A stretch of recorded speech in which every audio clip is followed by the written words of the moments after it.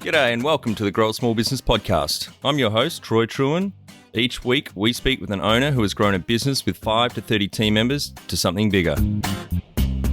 Diving into their numbers and unearthing the pain they've experienced, we explore what they did to overcome each barrier and what they would do differently from day one. Let's get into it. Welcome everyone. Today I'm interviewing Ugis Balmaks from Recruitment, and he's based in Budapest in Hungary. Thanks for your time today. Yeah, I'm excited to be on. Let's start with how we know each other. So Angelia from Podino.io reached out and thought you might be a good guest to come on the cast. And I'm really looking forward to chatting with you today about your current business, but also the business you recently sold out of. Yeah, sounds really good.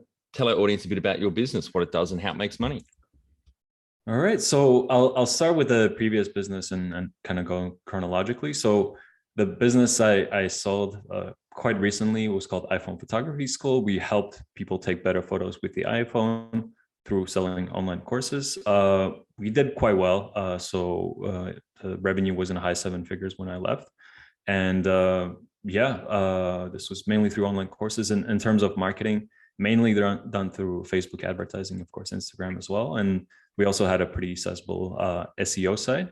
Yep. And that was my previous business. And now that I've kind of sold my shares in that one, I have a recruitment agency. So we help online businesses hire A players. We also do it in 6 weeks or less, which is quite unusual, but also a big business need. And that's what I'm doing now. So and that one, it's just me right now. But if we're going by past few months, I'm scheduled to make mid 6 figures, and being just me. Yep. That means a lot of work right now. So I'm looking to expand my team as well. So that's what I'm up to in brief. Yeah, great. And how did you start out?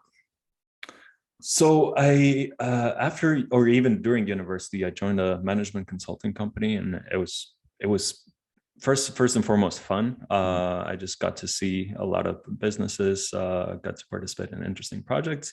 But after a while, it kind of gets repetitive, and it's the same spark is not there anymore. But the long hours are still there.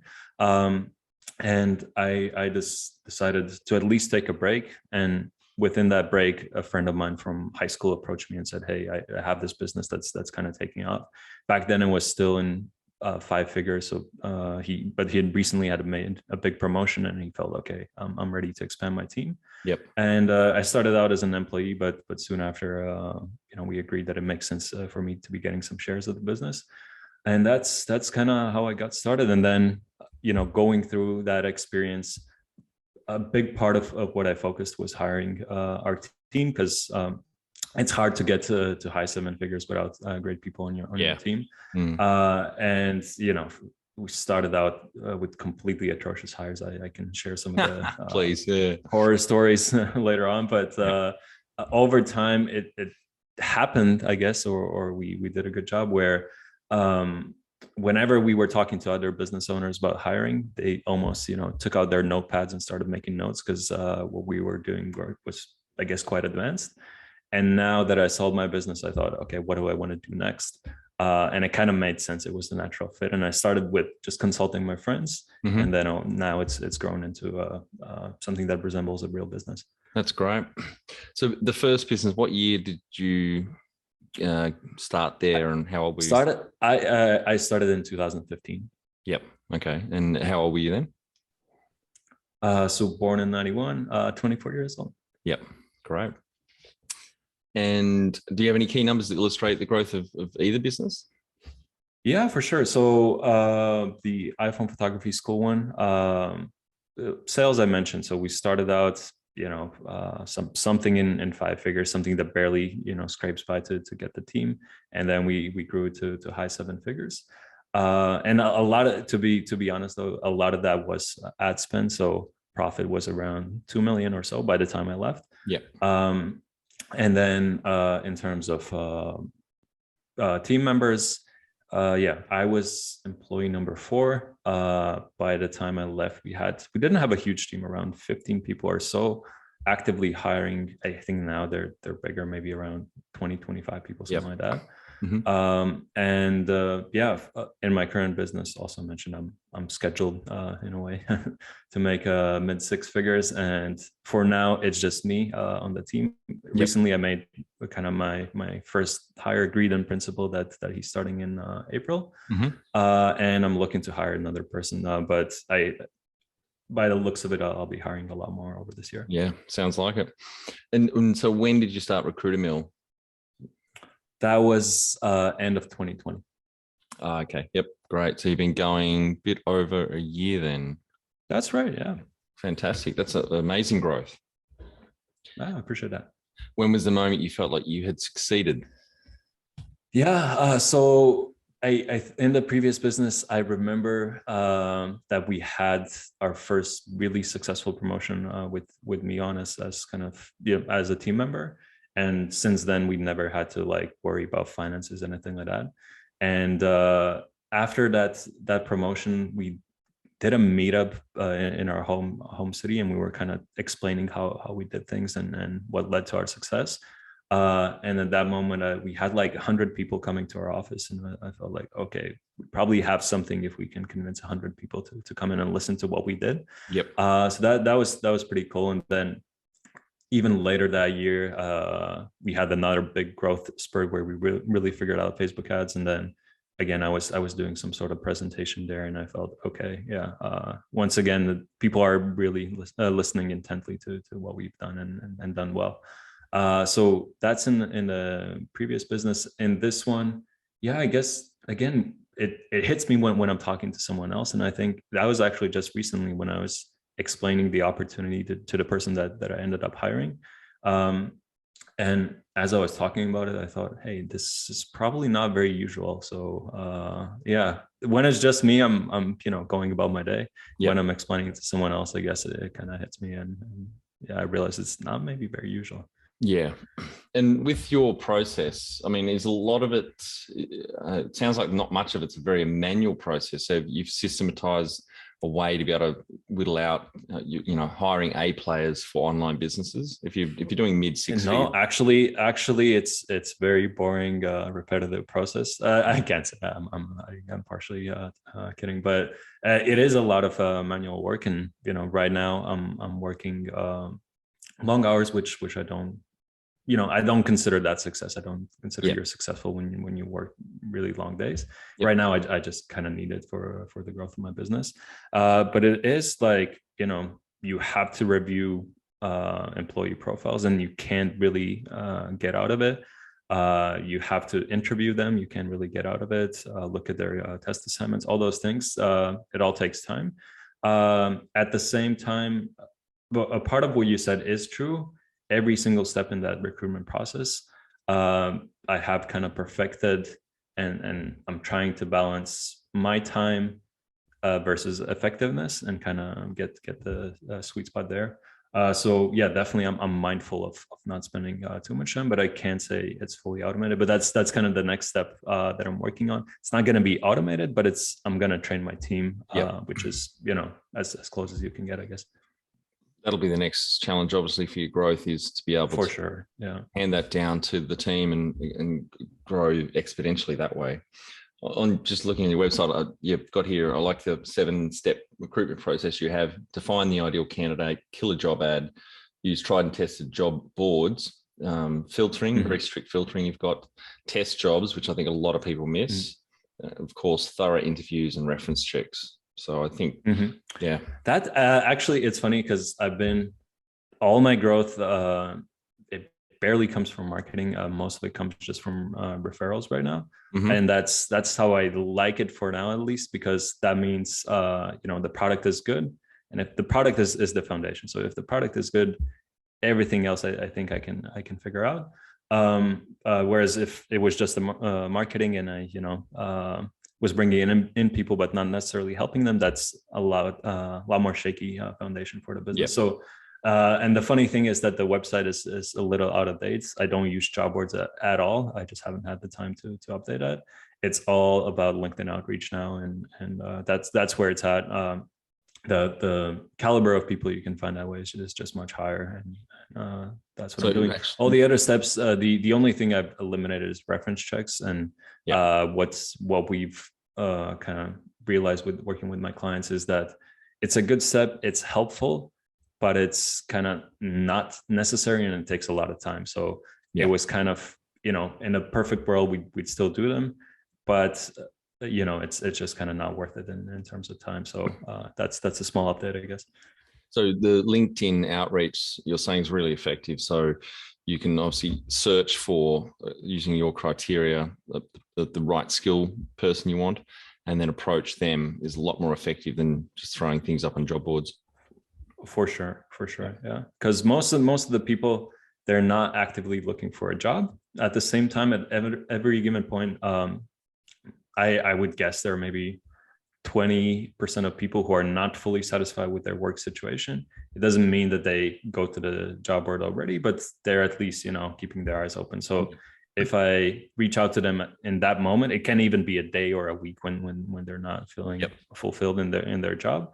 And that's when most of those hires happen, because by the time they get to a job where they have 100 companies to choose from, it's kind of over. So yeah, that's the huge difference that's been in my hiring recently. Yeah, great.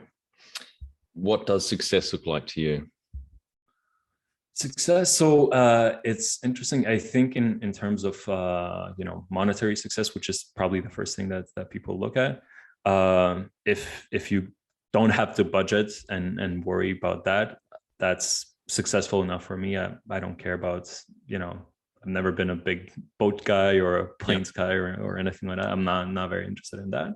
So now how I look at it is that I know that I want to be doing something productive with my life, and that's something that interests me.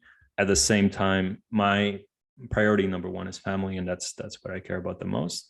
So I want to allocate a block, 8 hours, whatever it might be, that I spend on work and focus on it. I try to apply myself as best as I can in that time, and everything else is basically family time, or of course, whatever else I need. So if I can get to that, I'm happy. Right now, all I need to do is reduce the time I spend on work, and then I'm pretty much there, I feel like.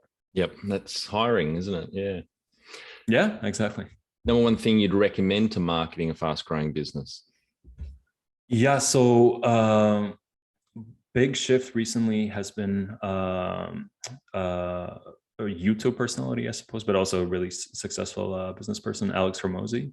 And I still every day I watch his content, and I absolutely love it.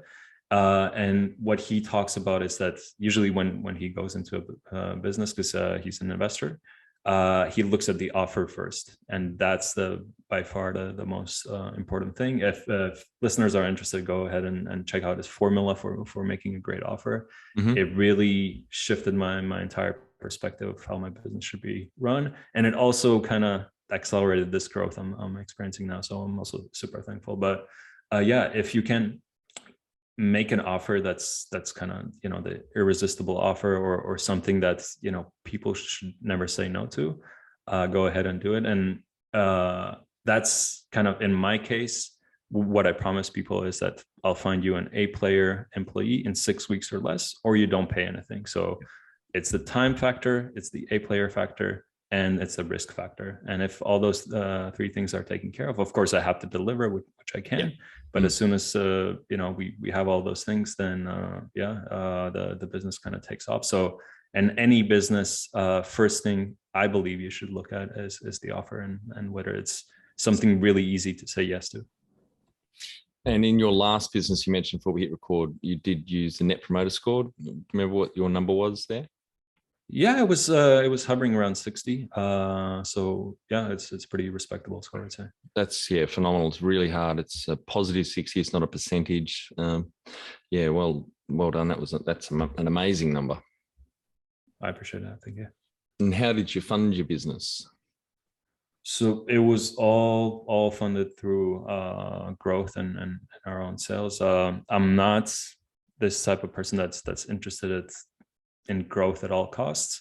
I'm interested of being a business owner and growing something that I own in a way I believe is sustainable. Of course, I want to grow fast, but I don't want to grow fast by any means. So investment is not something I look at because I just value my independence a lot higher. But it also means like these funny situations that my business partner had when he was just starting out.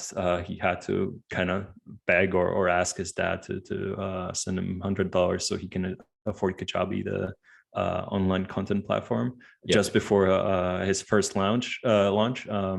And in that launch, he made like 20 grand, so he could pay his dad back immediately, but he didn't know, it's going to happen. So it is these kind of funny situations that you look back years down the line that's, okay, I barely scraped by. And, if we're being more serious, it's also risky. So, I can't say it's the only way to do things. Of course, you have to balance everything, but if you can pull it off, then that's the way I'd suggest going. If you were to start up today with plenty of funding, would you go into your industry?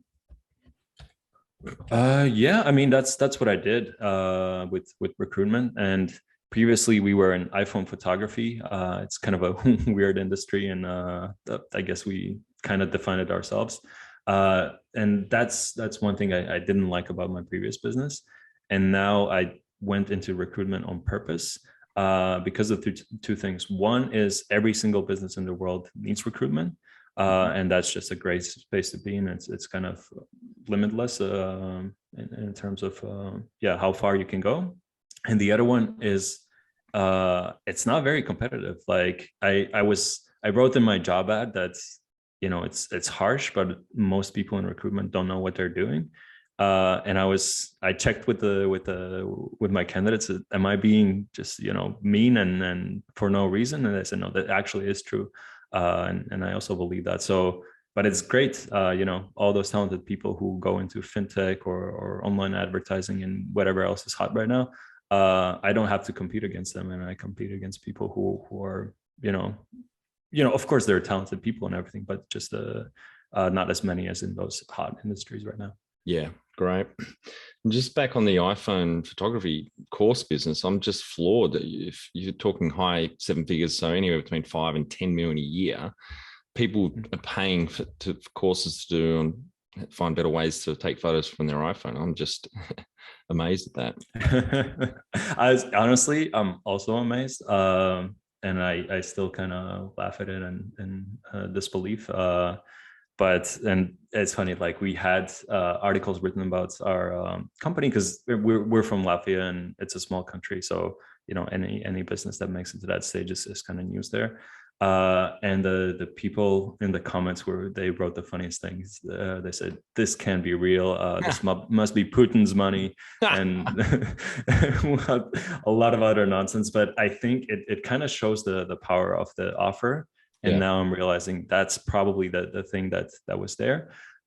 If you have an offer that's kind of impossible to say no to, and you deliver on what you promised, it's kind of, everything is much, much easier from there on out. Can you outline the most stressful point in your small business growth journey so our audience can learn from it? Yes, for sure. So in my previous business, one moment that comes to mind is we were trying to shoot a new course, and we were trying to kind of up the ante, and we went to a beautiful location in Canada, British Columbia. It was perfect for photography, and we really wanted to deliver the best possible online course you could, as if the people would feel that they're there. But my business partner, who was more in charge of like the product and the content, he couldn't go kind of last minute, and I went and stepped in for him, and I thought, okay, what's the worst that could happen? But it was this situation where we didn't end up making a successful course out of that trip, and it was like I don't know, was it like 3 weeks or something like that in Canada with videographers, a photography expert, an expensive project that failed, and I didn't have the kind of required knowledge. And one thing that was going through my head back then was, okay, when in business, the best idea is to step over, 1 foot obstacles. And I was probably trying to jump a 7-foot obstacle at that moment. And probably that's why I failed. And of course, when you can't deliver on something where you're investing a lot of money, you want it to be really good. It's stressful. So that's one time that definitely I didn't love, let's put it that way. And in this current business, Yeah, there must be something. It's probably early on when I couldn't deliver for my clients, and I saw, okay, they have a specific need, and I just don't have the solution right now. So that was definitely it. One thing that probably would be stressful to most people, and honestly was, but I had started building a team, and yeah, I had 3 people on my team already, and one day not one day, but at one point I realized I need to fire them all, and because I figured out a new approach, I realized that the team wouldn't be able to kind of learn it as fast as I need them to. Yep. And I needed to spend my own time on learning that approach. And of course, we parted with in a way that left them kind of happy and all right in their life, and they're doing fine now. And they kind of saw that, yeah, it actually is the right thing for the business. Yep. But of course, whenever you're kind of breaking up in professionally with people, it's hard. So yeah, that's the other time. It is hard. What area in business do you feel you've had to work on the most to add the greatest value? So right now in this business, that's what I see as kind of the big shift is working on the product. So making sure that I can actually deliver. And in my case, it's the recruitment method. And I was again talking with another candidate who's a recruiter, and she said, "Well, your process isn't anything really special. So, okay, you have the killer job ad, which it's unusual and that's cool, and that's something all candidates notice. There's a really long interview at the end of the process, which is also unusual, but outside of that, it's the typical things. You realize what you need, you describe it, you reach out to people, you kind of filter them, and it's not rocket science. But every single step in that process needs to be streamlined and really thought about, and how can I maximize it, because at every single step there's a drop off. So yeah, that's one area where I paid the most attention to. What have you enjoyed the least about managing fast growth?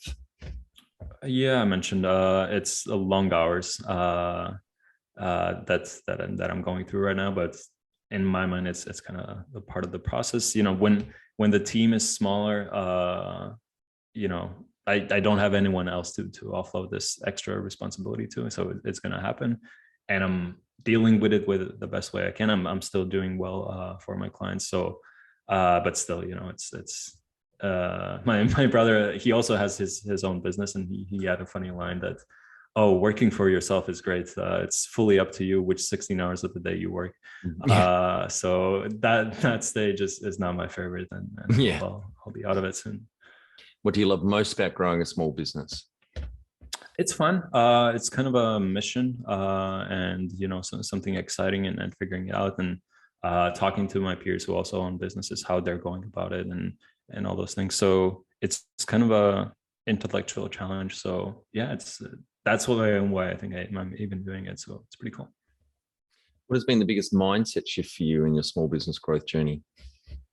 Yeah, I've been talking about the thing about the offer. The other thing that I realized was when I worked with a friend of mine, and he has an 8-figure business. He's doing really well, and yeah, I'm kind of proud of him for what he's been able to accomplish. So, and when I was recruiting with him, he said this line that, oh, I wish I had more budget to hire more people. I don't have it right now, but as soon as I do, I'll start doing it. And to me, it was always, okay, like hiring is a necessary evil. When we're overloaded, we're going to find someone.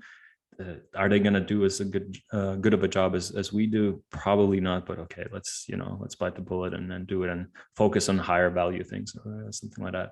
But he said, or kind of he implied that the growth is really coming from the people that he finds. And of course, you have to find good people, and that's kind of the point. If you don't find good people, you're just going to create more problems. But yeah, this kind of shift that, wait a second, if I have any sort of business problem, it doesn't have to be me that solves it, and I can find great people who've done it, several times already and done it really well. And I don't, in a way, I don't really have to worry about it. So that was probably the biggest shift from this kind of okay, I'll be the one who drives the growth, to wait a second, I can find more people that could help me with this. What is the number one habit you think a small business owner needs to develop and maintain? That's a good one. Probably for small business, the besides everything we talked about is sales. That's super important, because if you don't have sales, nothing else. Yep. Kind of a business really matters, or you should be thinking about sales. And there are of course different things that could be going wrong there. So yeah, if that's kind of the number one foundation before you start scaling or trying to scale or doing anything. If you don't have reliable sales, then you should probably think about that. Be the change you want to see in your business. Become more productive and less stressed with our free Transform Your Performance online course. Once you see the benefits, put your entire team through the course at no cost. We start out by telling you the secret to guaranteed success, then over 100 lessons help you be more focused, present, productive, and feel more in control about work. growasmallbusiness.com. The next question applies more to the first business. I know you've just hired someone for this business, but can you talk to how you've added people to the team, some wins, mistakes, and advice for those listening? You mentioned earlier on. So, the horror stories.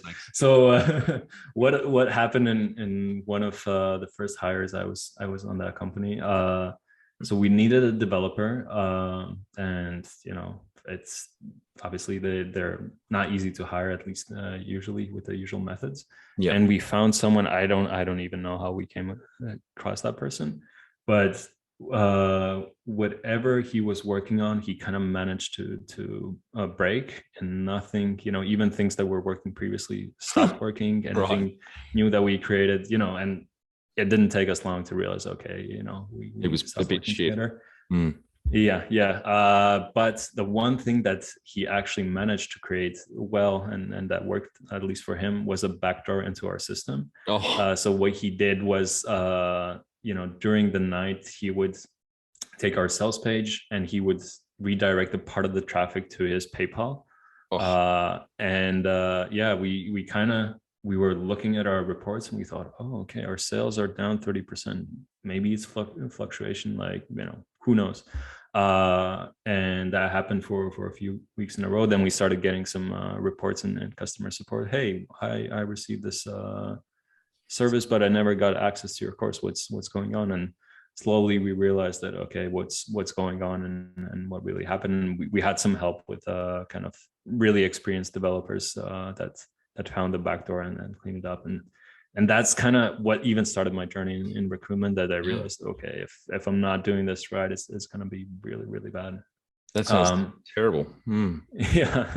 So that was, I guess, also a stressful time, but that's already years behind. So now it's kind of funny. On that, sorry, did you get the police involved to charge the guy? So we were thinking about it, but we thought we didn't really trust that they would kind of do a good job and do anything meaningful. And we thought not to waste our time. I still don't know what's the right thing, because you're also setting a precedent where when something happens, we didn't really do anything to the guy, and it's you want to discourage of course these kind of actions. So I still don't know what the right thing would have been, but I still think that going to police would have been a waste of time, because they simply don't understand what an online business is, how you redirect traffic to a different PayPal. That's a different world for them. So at least in my experience with police. So And what about some wins in recruitment? Because that's the core of your new business. Yeah, absolutely. So there were a lot more of those. I'm trying to think. So I think I'm happiest when there's a person that I see, like, they join a company that's a good fit for them. The company really needs their expertise, and it kind of all works together, and it's kind of a perfect setup for everyone. And the one that comes to mind is the same marketing tech startup that I mentioned, the 8-figure one. They hired basically the number 2 in the company, and his task was to be in charge of customer experience, because they had the typical kind of small business situation where they focus on sales, and then the product kind of suffers. So they basically brought in a person super experienced. Their niche is in content marketing, and that's his specialty. Really experienced executive, great fit with the culture, because in their company they had a lot of people who are kind of what we called starters. So they're excited by new things. They have tons of ideas, but they didn't necessarily have finishers. So people who can take those ideas to the finish line. And he had that personality trait too. So it kind of all worked perfectly together. That was a few months ago, so I guess I need to check in with my friend how it's going, but I'm sure it's going really well. What are some things you recommend to building a sustainable and kick-ass culture to help with the growth? Yeah, so I was recently describing it to my recruits and people I want on my team, and that was kind of one of the selling points, that if I want my business to succeed, I have to take care of the people, especially in an agency business. It's all about the people and them doing the work. So they wrote down a few things that I think make for a healthy work environment. So one is structure. So that means checking in regularly on the person, making sure their feedback is heard, making sure they always know what their goals are. The other one is meritocracy. I think I always struggle with pronouncing it. Yeah, but yeah, basically if you if you deliver results, you move up is kind of the idea, and that's what I definitely want in my team. No, yeah. No toxicity. So you don't want assholes on your team. So we don't allow it. Flexibility. So I care about results, and that's of course you need to meet the basic requirements, but if you can figure out how to do the work where you want to do it from, great for you. And then of course fun, because it is really half of our waking hours that we spend working, so we might as well make it enjoyable and interesting and fun. So it's things like team events when we hit our profit targets, company trips, things like that. Everyone enjoys them, and why not do that? Yep.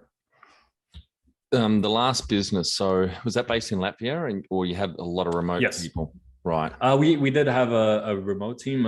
It was kind of, roughly 50-50, because at one point we realized, okay, we don't have the biggest job market. Let's go. Let's open ourselves up to the world. My business partner didn't. I don't think he fully loved that idea, because he does prefer to work with people side by side, especially if they're working closely together, which I cannot understand to an extent, but for me personally, I always prioritize getting the best possible talent and person for the role, and then we'll figure out how we communicate and do all those things. We have enough tech to be able to do it, I feel like. So that's that. Yeah, it's interesting. There's two Jameses here in Hobart where I live that have got tech companies, and they've both got polar opposite opinions on that. One runs Savage Interactive, James Cooter. So it's the highest earning iPad app on the internet. We're in Hobart, 250,000 people in Australia. And James McGregor was the founder of Biteable, which is an online website to help businesses create videos, etc. And they're doing quite well now. And I think they've got probably over 100 team members now. But James Cooter has a policy of, you've got to be in my office to work. He's even flown, he said in the interview on the cast that he flew a great program out from Russia and moved his family out, his wife and 2 kids, because he has that policy. You've got to be in the office. Whereas James McGregor is the opposite. We just want to find the best talent anywhere in the world. So most of their team is outside of Australia now. Yeah, and it's kind of I think it really is a personal preference. You can make it work either way. And, many things are like that. So I wrote in my job ad that I want someone who pays very close attention to detail. And I know for sure you can be really successful with kind of, not really caring about things in that department. But it's my personality. So I wouldn't be able to work with someone like that just because it would drive me crazy. So then that's what I require from my people. But it's not a prerequisite for business success, but it is kind of a prerequisite for me not hating my life. So that's why I ask for it. And for your clients, they're online businesses wanting A players. What that ratio of in the office or remote, what are you finding with generally with online businesses that you work with? What kind of percentage of For the most part, it's remote these yeah. days, and you know, even companies that used to be all in person, they're now realizing, okay, we're kind of working remotely anyway. A lot of candidates, they say, oh, this position's not remote, no thanks, and it makes sense to me that they do it that way. There are still companies that one of them that I work with, they're gonna do the same thing. You know, if they can't find someone in Miami, they're gonna fly that person out, and they've done it before, and that's kind of how their team functions and works, which you know, fair enough.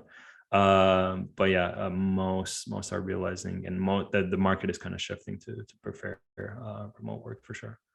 Tell our audience how you've handled balance. Yeah, so not the best example right now, but I think outside of you know, these few months, maybe I'm doing a good job, and I have kind of set hours that I dedicate to work. Everything else is kind of, you know, off limits, and I've been pretty good about it for the most of my work life, and then yeah, you know, that's kind of the thing. And then of course, for your life, whether even if you didn't have a job, you want to spend it in a meaningful way. So yeah, things like hobbies and stuff like that. So, you know, I like playing chess. My guilty pleasure is YouTube. I can spend hours on it, and of course, like going on hikes. But you know, the thing that really is giving me the most fulfillment is whenever I get to spend time with my family, whether it's my nieces and nephews, in-laws, of course, my own family, brothers and parents. So yeah, that's probably the kind of best time for me. Yep. How much professional development have you invested in yourself? Yeah, I'm definitely more so in terms of time. So I have a book club where it's other business owners, and it's four of us, and every couple of weeks we read a book. So that's kind of like my baseline and minimum of definitely what I'll read, and then of course some on top of that. So over the past, I don't know, 3 years or so, I've read around 200 books. That's great. And I had, to be fair, I had some time off between I sold my company and started the new one. But you know, on an average year, it would hover between 30 and 50. What I go through. So that's my that's my number one resource. And then I'm also organizing a mastermind, so in-person meetup with you know, it's again 7-8 businesses, nothing huge, but all of them do 7-8 figures. So that's been helpful in the past, and I'm investing my time to kind of organize it, even for other guys in the group. And then again, every couple of weeks I have a mastermind with a couple other agency owners, and you know, I think it's definitely until the stage where you don't feel like you have all the ideas you really needed. Now I feel like I have a clear path, but even then, you know, there are these details. So like just last night and this morning, I was chatting with my friends on the agency owner mastermind about how to structure the kind of salary offer, and what part should be variable, which part should be fixed. And yeah, they helped me figure it out. So it's really cool when it's not just you, and you can ask for someone else's input. At the end of the day, it will be kind of your responsibility. They're not gonna lift you if you don't do anything, but it is really helpful if you have a group like that. And have you had mentors or coaches along the way? I've paid for business coaches a few times. The first few times it was really valuable, and kind of set us up for success, and kind of showed us how things should be organized. And then we were really excited to book the second session, like 6 months down the line. That went great. Then another one, and then that one we thought, okay, this was good, but you know, not as great as the last few times. And then the fourth session was our last, because simply we had graduated from this need to have a business coach. So like in anything, gym, you know, whatever else, it's great to start out to work with a coach, because it's just going to be much faster. And then as soon as you can do it on your own, that's what I do personally, at least. Yep. And do you have, or did you have a board of advisors or directors? Not formally or anything like No. that, but this kind of agency owner, Yeah. business mastermind is what serves for that. You're one of the few we've had on that's actually exited from a business. Can you tell our audience about that? Any advice you'd give them? Yeah. So it wasn't. So it was my business partner who bought me out. So Yeah. we didn't do it externally. So one thing overall, if I look back at it, a minority business owner, where we started all those things, I think I did really well. It did come with a pretty big argument between the two of us, and we're not talking right now. Yeah. So these things happen. How I would avoid that, because it's a big shame to ruin a relationship and something that was really fun to do together for the most part. You agree on all the terms up front, and you kind of one thing I'm now recommending everyone does. Someone calls it the Mexican agreement. It's a fun name, but no, Mexican standoff or Russian roulette, I think is another way I've heard it described. Yeah. But yeah, the kind of for listeners who don't know, the idea is that one person can say, okay, we're definitely gonna kind of have someone's gonna sell their shares. Yep. I would like to buy yours at this price, and then the other person says, yes, I sell them, or no, I buy them off from you for the same price. Yeah. And then it's kind of like, okay, whenever someone wants to leave, that they're free to go, and that's totally fine. And the price will be fair, because it's kind of you have this unknown incentives. Of course, it's really risky, but at least if you have that in place, you can go from there, and that can be a pretty reasonable kind of thing you can fall back on. So yeah, that's what I recommend people do now. It's a good control. So I'm assuming you didn't have that in your shareholders agreement? No. Yeah. Did you have a shareholders agreement? We did. But yeah, it wasn't all kind of ironed out, and when we made it, we were still pretty new to business. Yeah. I think what we ended up at, both of us feel like probably it was slightly unfair. I think I have a better case, but whatever. Yeah. I think we ended up with something, but it took a big argument. Yep. Well, I hope you guys work it out. Yeah. Hopefully one day. Yeah. Right, we're on to our final 5 questions. What do you think is the hardest thing in growing a small business? Yeah, it's probably, I don't know, hardest, but most important is figuring out offer, what I mentioned earlier. So I'll go with that. Yep. Favorite business book which has helped you the most? Yeah, since we're talking about hiring, it has to be Who by Jeff Smart. So if you read that one, you're gonna have a really good foundation for your hiring system, and then you can build off of that. So if you don't feel like your hiring's up to par right now, which is the case for most businesses, read that, and at least you'll have kind of the basics covered, and you can go from there. Any great podcasts or online learning tools you use for your own professional development?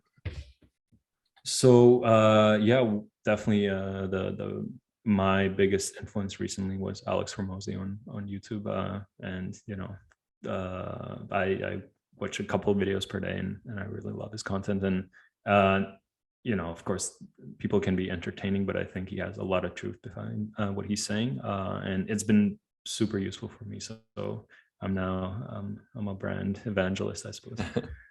One tool you'd recommend to help grow a small business? Yeah, I knew you were gonna ask this, and I didn't really know. The first thing that comes to mind is kind of boring. It's Slack, but how I would explain it and how I would frame it is that a big thing that I also understood recently is that